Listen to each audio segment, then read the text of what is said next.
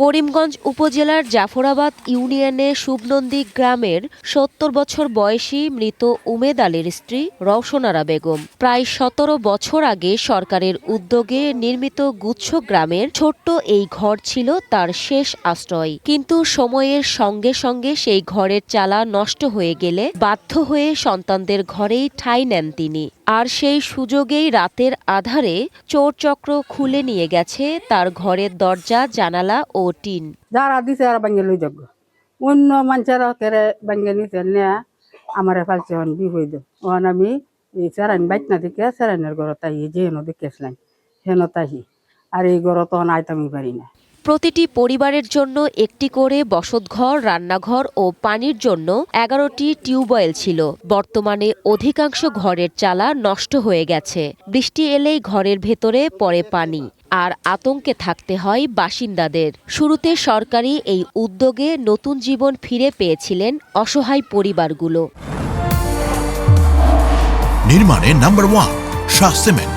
কিন্তু সময়ের ব্যবধানে সেই স্বপ্নের ঠিকানাই পরিণত হয়েছে ভাঙাচোরা জনপদে। বাড়িগুলো এখন বসবাসের অনুপযোগী হয়ে পড়েছে, আর তাই অধিকাংশ পরিবার ঘর ছেড়ে পাড়ি জমিয়েছেন ঢাকা সহ দেশের বিভিন্ন প্রান্তে। তারা জানান, বহুবার স্থানীয় জনপ্রতিনিধি ও সংশ্লিষ্ট দপ্তরে জানানো হলেও কার্যকর কোনো উদ্যোগ নেওয়া হয়নি। মেঘের পানির লাগিয়া উপরে ডাক্তারে না গড় সব টিনগুলা নষ্ট হয়ে গেছে গা। অন্য ব্যবস্থাতে কইরে দেওয়া যায় তাহলে আমাদের লাগি আর কি বাল বাচ্চা নিয়ে তাহার লাগি।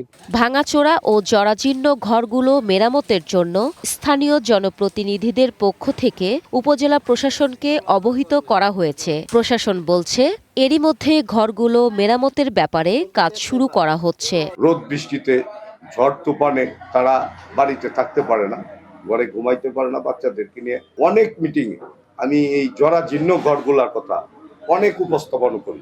চেষ্টা করছি এখানে যাতে আমরা কিছু উন্নয়ন করতে পারি, যাতে এখানকার জনসাধারণ যারা আছেন তারা একটু সুন্দর জীবনযাপন করতে পারে। আমার কাছে এখনো কোনো আবেদন আসেনি, যদি আমার কাছে আবেদন আসে চেষ্টা করছি তাদেরকে সাহায্য করার। দ্রুত সংস্কার, নিরাপত্তা ব্যবস্থা জোরদার এবং পরিবারগুলোর পুনর্বাসনে কার্যকর পদক্ষেপ নেবে সরকার, এমনটাই প্রত্যাশা গুচ্ছগ্রামে বসবাসরত অবশিষ্ট পরিবারগুলোর। One national desk.